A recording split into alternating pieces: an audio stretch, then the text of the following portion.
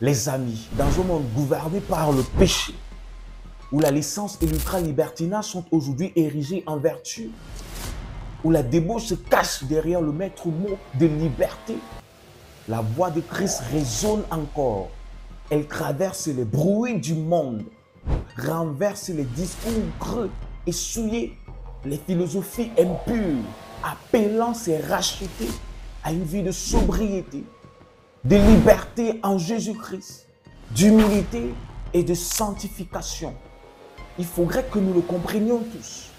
C'est le moment, c'est le temps où nous devrions dire non à la tolérance au péché. Car tous ceux qui ont reçu Jésus-Christ dans leur vie comme Seigneur et Sauveur ont crucifié leur chair, ses désirs et ses passions. Il m'est arrivé durant des années d'échanger avec un frère à moi que le Seigneur m'a donné dans le monde. Et souvent, il avait pour habitude de me dire, mon frère Célestino, je suis encore tombé aujourd'hui dans le péché que tu connais. Je suis un pauvre pécheur. Nous sommes tous des pauvres pécheurs. Par respect et par amour pour lui, je le lui concédais tout en lui rappelant la vérité des Écritures, tout en lui disant ce qu'il était en Jésus-Christ en tant qu'enfant de Dieu. Nous devrions connaître notre identité en Christ.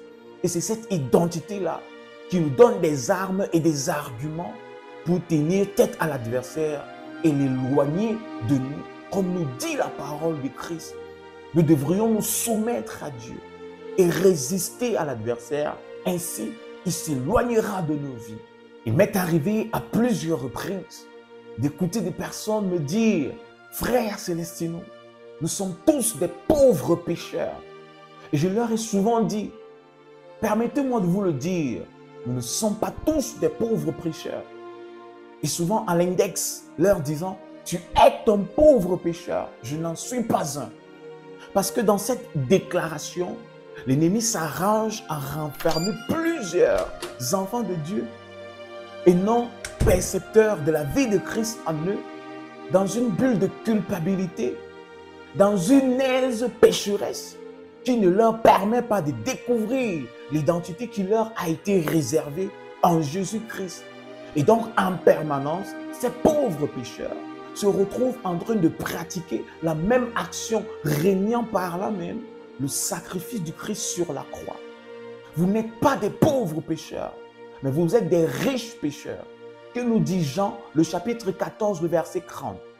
C'est une scène de l'arrestation de notre Seigneur, Jésus-Christ.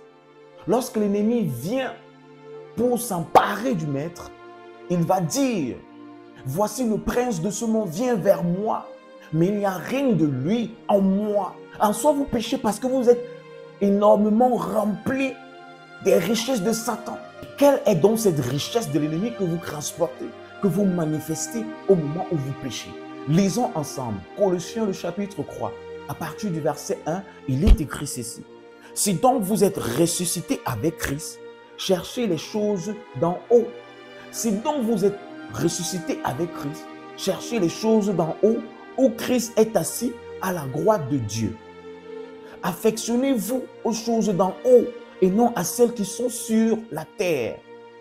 Car vous êtes morts et votre vie est cachée avec Christ en Dieu.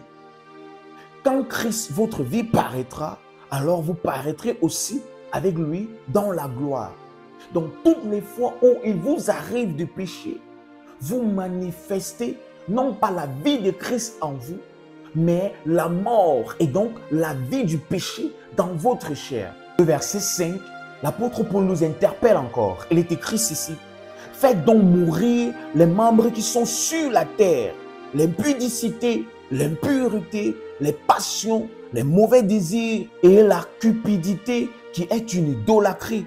C'est à cause de ces choses que la colère de Dieu vient sur les fils de la rébellion. Donc, toutes les fois où il vous arrive de pécher, vous manifestez la rébellion qui est le couvert de toute cette richesse que l'ennemi a enracinée dans votre chair et donc dans votre corps mortel. Je m'en vais te poser cette question. Toi, mon frère, toi, ma soeur, qui regarde ce partage, es-tu réellement soumis à Jésus-Christ? As-tu déjà entamé le processus de mort de ta chair, le processus de mort de ton corps, afin que le Seigneur Jésus-Christ se glorifie enfin dans tous les aspects de ta vie. Dans Romains le chapitre 12, à partir du verset 1, la parole de Christ nous demande de ne pas nous conformer au siècle présent et d'offrir nos corps en tant que sacrifice vivant, ce qui serait de la perception de notre Seigneur comme un acte louable et d'adoration à son égard. Sommes-nous véritablement soumis dans cette génération? Il m'arrive souvent de rire des personnes qui disent qu'elles font des efforts pour ne pas pécher. Et souvent, je leur pose cette question. Comment faites-vous pour vous imposer des normes et des règles visant à ne pas pécher? Comment faites-vous pour lutter charnellement contre le péché? Comment faites-vous pour dire que vous faites des efforts? Comment faites-vous pour éviter le péché? Alors que cette force ne peut résister ou résider en vous. De manière naturelle, l'homme est appelé à pécher. Comme nous l'apprend Romains chapitre 7. Ce que votre corps voudrait faire, vous vous retrouvez en train de ne pas le faire. Tout simplement parce que dans le corps, dans la chair, réside une loi qui est celle du péché, qui lorsqu'elle n'a pas été domptée par le salut qu'apporte l'œuvre de la croix, eh bien, cette loi-là ne pourrait cesser ou arrêter de nous pousser à agir allant à l'encontre de la loi divine. Sans Jésus-Christ, sans la soumission, l'obéissance à Christ, vous êtes naturellement porté au péché. À plusieurs égards, il est arrivé que des personnes mal intentionnées interprètent mal Matthieu le chapitre 5, le verset 3, qui dit « Heureux les pauvres en esprit, car ils hériteront le royaume des cieux ». Il est question ici de quel type de pauvreté, et le Seigneur dénonce ici quel type de richesse. Dans Jean chapitre 14, le verset 30, lorsque l'ennemi vient s'emparer du Christ, le Seigneur dit « Il vient vers moi, mais il n'y a pas sa richesse en moi ». Il est question de cette pauvreté-là. L'aptitude à s'humilier devant le Seigneur afin qu'il nous appauvrisse des richesses pécheresses de Satan. Parce que le mensonge est une richesse. Le vol est une richesse. La cupidité est une richesse. La gourmandise est une richesse. La fainéantise est une richesse. Le sabordage, la paresse sont des richesses que l'ennemi vient enflouer, déverser dans la vie du chrétien. Et donc, lorsque Jésus-Christ dit « Heureux les pauvres », ça veut dire en soi « Heureux les riches en moi ». Parce que la richesse du royaume n'est pas comparée ou comparable à la richesse terrestre. La richesse du royaume, c'est la sanctification, c'est la consécration, c'est le don de l'esprit, la manifestation du fruit de l'esprit dans la vie du chrétien.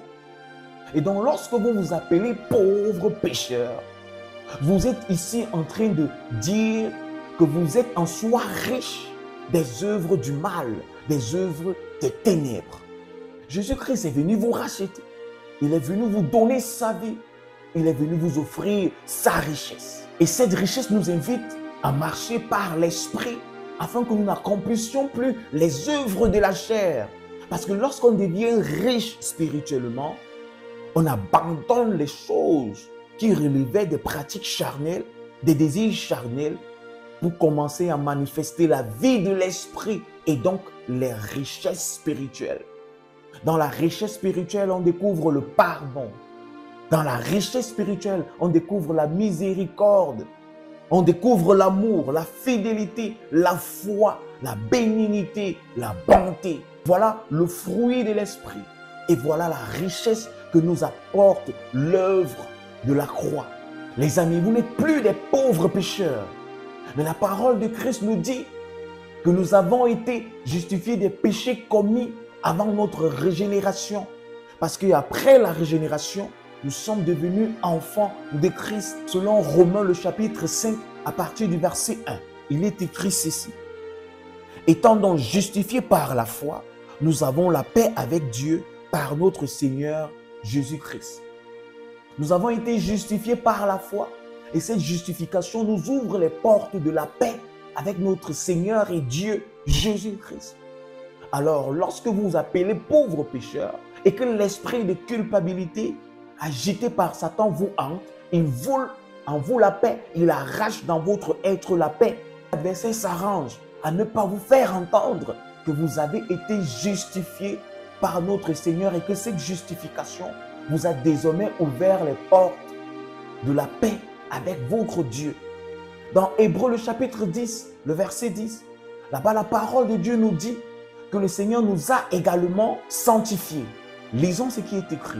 Hébreux chapitre 10, le verset 10. C'est en vertu de cette volonté que nous sommes sanctifiés par l'offrande du corps de Christ, une fois pour toutes. C'est en vertu de cette offrande, l'offrande de Christ, que nous sommes sanctifiés une fois pour toutes.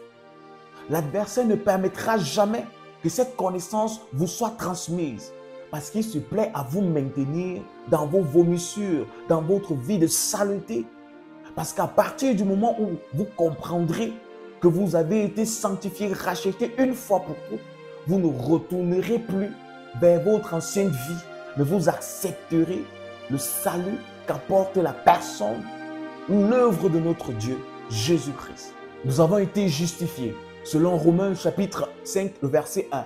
Nous avons été sanctifiés, selon Hébreux chapitre 10, le verset 10. Jean chapitre 1, le verset 12 nous apprend que nous sommes devenus effectivement enfants de Dieu.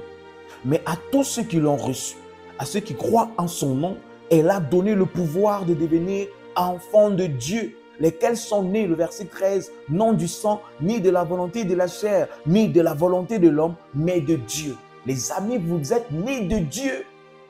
Jésus-Christ réside en vous. La personne de Dieu vit en vous. À partir du moment où Jésus-Christ vient résider en vous, le péché n'a plus droit de citer dans votre être. Le péché ne devrait même plus être mentionné sur vos lèvres. Parce que désormais, votre nature a été tronquée. La loi de subrogation s'applique désormais dans votre vie. Jésus-Christ a pris votre place. Et vous êtes désormais perçus en tant que rachetés, non plus comme pécheurs. C'est la raison pour laquelle toutes les fois où vous mentionnez « Je suis un pauvre pécheur », vous êtes en train de crucifier Christ sur la croix. Et certains disent « Sainte Marie, priez pour nous pauvres pécheurs ». Alors que même cette Vierge Marie, comme vous l'appelez, comme vous la dénommez, a elle-même eu besoin de l'œuvre de la croix pour être sauvée. Vous n'êtes plus un pauvre pécheur. Vous êtes justifié, vous êtes sanctifié et vous êtes devenu enfant de Dieu, racheté par Jésus-Christ et assis dans les lieux célestes avec votre Seigneur, votre Sauveur et seul racheteur et Dieu sur cette terre, Jésus-Christ. Les amis, terminons notre partage en lisant cette portion de l'Écriture.